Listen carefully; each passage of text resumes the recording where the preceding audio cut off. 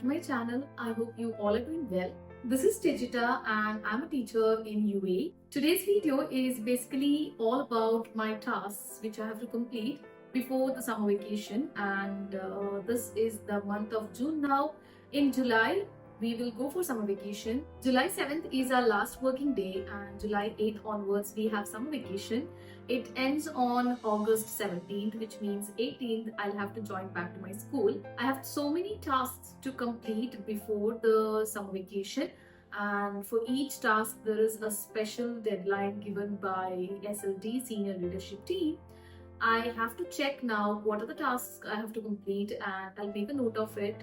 Then I'll start completing one by one. It's a Friday today and it's weekend, of course. So yeah, let me also show you what are the tasks we have to complete before the schools go for summer vacation, and what are the things we have to submit to the school before summer vacation. Basically, it is the laptop that we have to submit. Along with laptop, we have to submit our charger, our ID card. These three are the basic things, along with also remote, and remote in the sense the remote of projector, and the AC remotes of our class, and anything else if we have taken from the school we have to submit before we go for summer vacation. And once we are back, we will get all those things back. That's that. And now the next thing is what are the tasks we have to complete before going for summer vacation. Let me make it a note first, and then I'll show you what are the tasks I have to complete.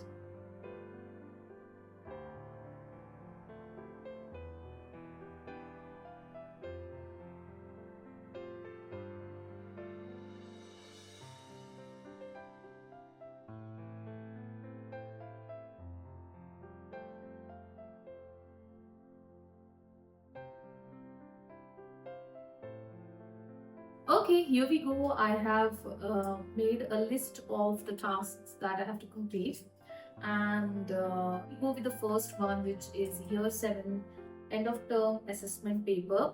I have already made the paper, and but I am left with the answer key, which I'll have to make now. That's left. It's a 50 marks paper, which is on Monday. That means today is Friday. I'll have to complete it today itself so that I can give to other teachers, I can share to other teachers, so that we can start the corrections on Monday itself. Monday click the paper once the paper is done. So the paper is happening in first 3 lessons. After that, it's normal lesson, and if we have 3 lessons, we can start correcting the papers. That's why I have to make the answer key. That's that. That's one task I have to complete urgently. Next, we have year 8, year 9 assessments. That is GL in the sense PTS assessments going on, which is online, and we don't have to correct any papers as it is online. So that will be done on Tuesday, Wednesday. Next we have is year 9 end of term assessment. That is okay. I did not write the date. I'll have to find when it is. Let me check immediately, otherwise later I'm going to forget. It's always good. I don't know if you are already a teacher or you're searching for teaching job, but whenever you get a teaching job, it's always good to write all the tasks to do on a piece of paper or in a book, so that you don't forget anything, and it becomes very easy to keep on checking it, and ticking it off makes you feel so good that you have completed a task. That's what I do every time, and I also share it on Instagram. You guys always see, those who follow me on Instagram, that I will always make sure to write the tasks I have to do. And yeah, let me find what's the date for year 9 assessment. 18th June.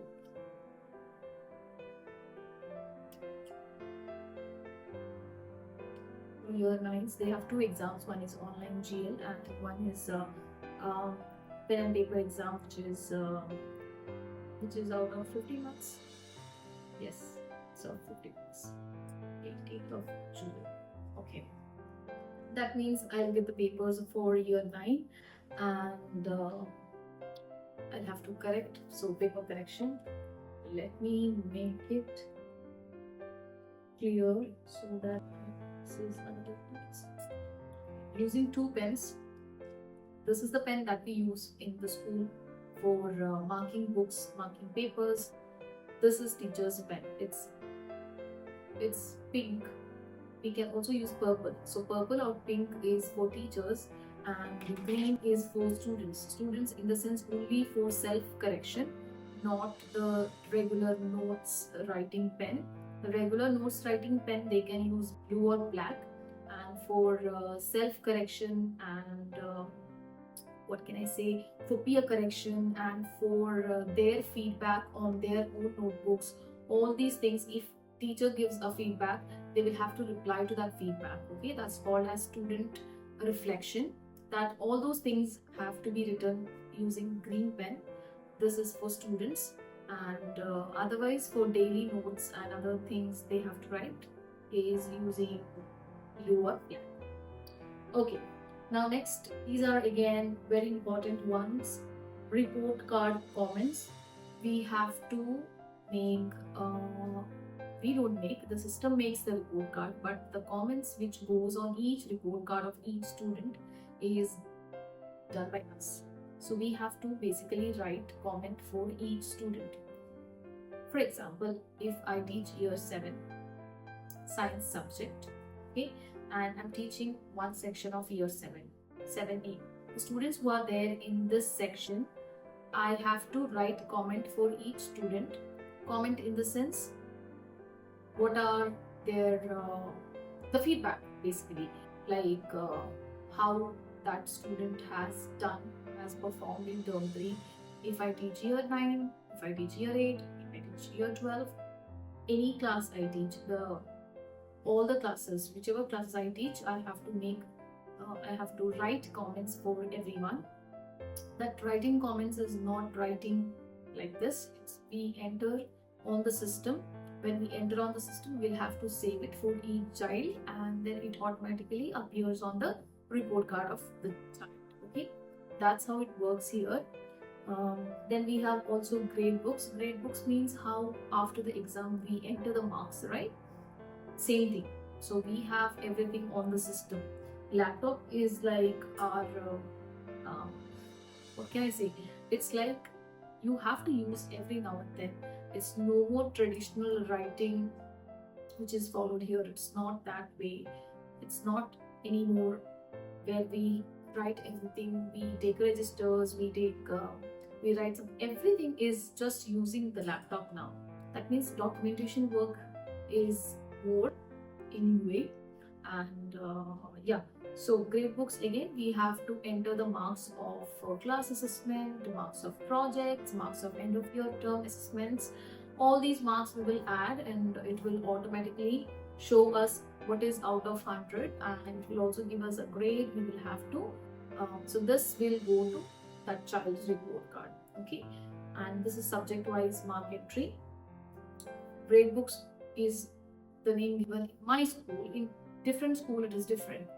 Generally this is called as mark entry.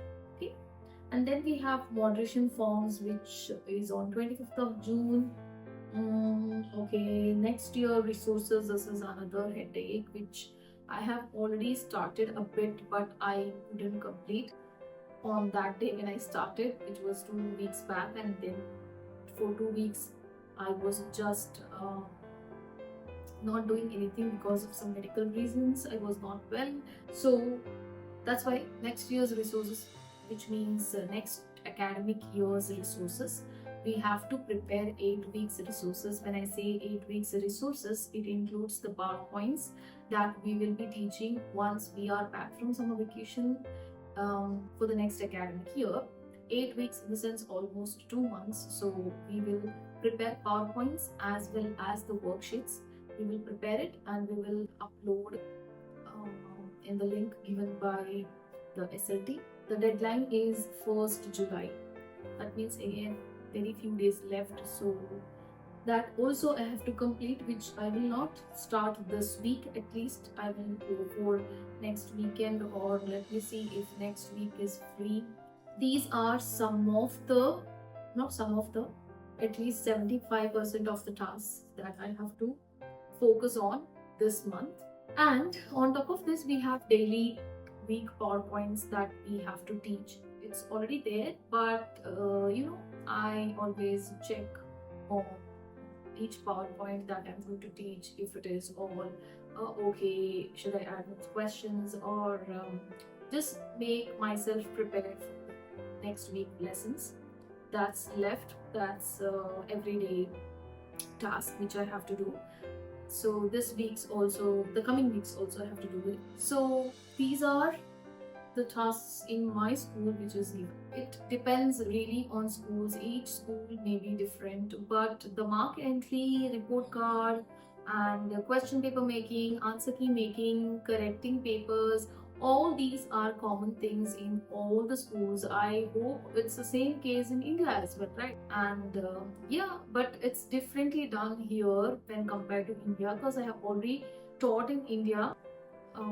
So I know how it's different from India, and here everything is done with the help of laptop. That means soft copies. Question asked by most of you guys, that how do you add QR code? How do you add a link into your PowerPoint, into your slide? I mean, and how do you add videos? There are so many questions asked by many of you guys, and I wanted to show you. Before that, let me also tell you that you get some free PowerPoints ready to download. I have already made a video on that, and if you want, you can check that video and download your PowerPoints, whichever topic for whichever subject it is. I have already downloaded so many PowerPoints from there for my next year's resource, but some topics we don't get, and I'll have to make by myself from scratch. If you're interested, I will give you the link of that video in the description box below. You can check it out and download your free PowerPoints before they vanish. So now come closer, I will show you. Let's say that if you need a starter activity which needs a QR code, how are you going to insert the QR code here? If you're planning to give a live worksheet as your starter activity, you can just type live worksheets on Google and whatever topic you want to. I have given here types of plants for my topic. Based on my topic, I'm getting lots of live worksheets here. Let's click on any one of them. This is the page I get. And on top, you can see a link, that is liveworksheets.com slash worksheet or something like that, right? I will select this link, copy paste, okay, Control C on my keyboard. And then I will go to one more new tab here, as you can see. Type QR code generator. When you type, the first site you get, it's written free QR code generator. Click it. You had already copied the link now, right? This link. We will have to paste that link here. Okay. When you paste here, your QR code will be ready. You don't have to download the QR code. Just take a snapshot.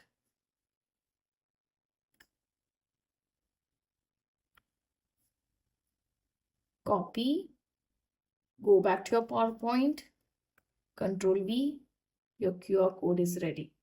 Now, instead of giving that link here, you can directly give the QR code, so that your students, when they scan this QR code, it will take them to the same live worksheet which you wanted to give. Okay.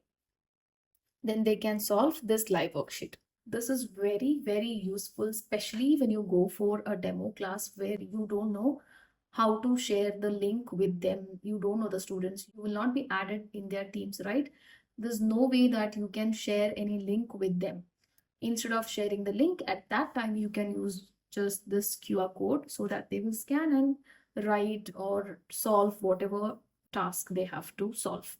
By using this QR code, you can also prove that you have used the technology, which is nowadays mostly checked when you go for demo, that if the teacher is using technology or not. Okay, that's that. One more thing I wanted to show you, how to add videos into your slides. Okay, if we want to add a video, what I have to do is go to insert. Okay, and then here there is an option called as video here. Yes, and click online video. You can search on YouTube. Now here you will type your topic. You will get lots of videos. Any videos if you want. For example, I want this one. I will click here and insert. See, it's inserted. Make this screen big. Okay. And when you double click, once more you have to click. Hello, friends. Today we will learn about the types of plants. I hope this was useful.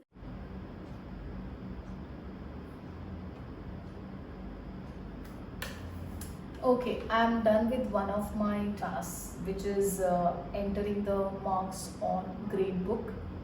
I have to just add the marks of end of term assessment, which is not even done, right? It's next week, I've already told you. Only those papers, once I get those papers, I'll mark them, then I'll enter those marks here. Other than that, I have entered everything. That task is almost done. So for now, I can give a tick.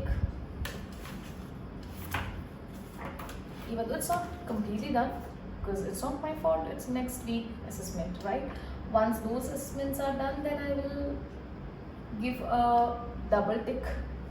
Okay, but for now, to make me feel happy that I have at least entered the marks which I was supposed to, I did that, and that's why I'm just ticking it.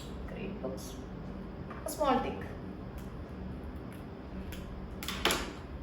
Now next task that I'm doing is report card comments. Okay, this is a bit time consuming task because you have to think of each child, how they have done throughout the term, what are their strengths, what are they struggling in, how to help them overcome those difficulties, what are the next steps for each ones. All these things we have to think, and then we have to make sentences, and those sentences we have to enter. It's there's a special format for that.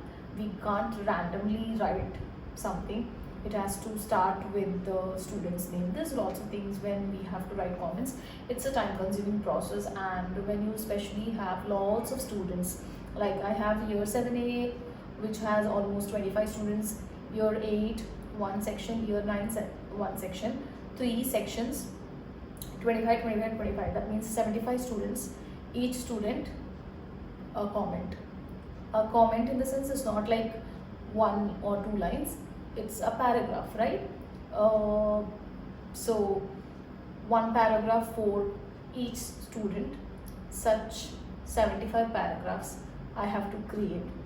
That's not like you're just simply writing, you have to think and create. So that's why it's a time consuming process.